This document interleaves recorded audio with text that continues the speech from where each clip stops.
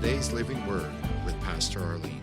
Today, let's look at number 5 in symptoms of unbelief. We've seen moved by what we see, fearful and panicky, speaking negatively, pessimistic and sarcastic.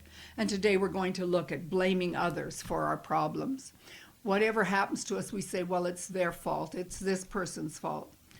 With Adam and Eve, Adam blamed Eve. Eve blamed the serpent. Adam also blamed God. Instead of, I missed it, it's my responsibility. Saul did the same thing. He offered a sacrifice instead of waiting for Samuel.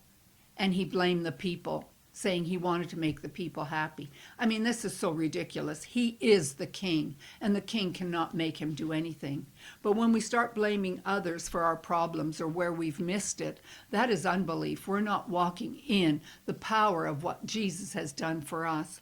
And Proverbs 28 says in verse 13, Proverbs 28:13, he that covers his sins or his problems or where he's missed it shall not prosper.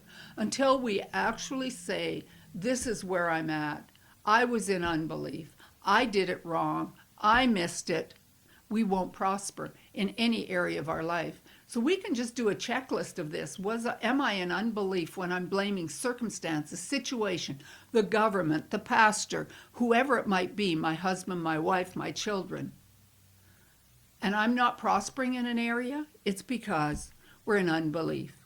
But whoso confesses and forsakes them, what? His sins, where he's missed it.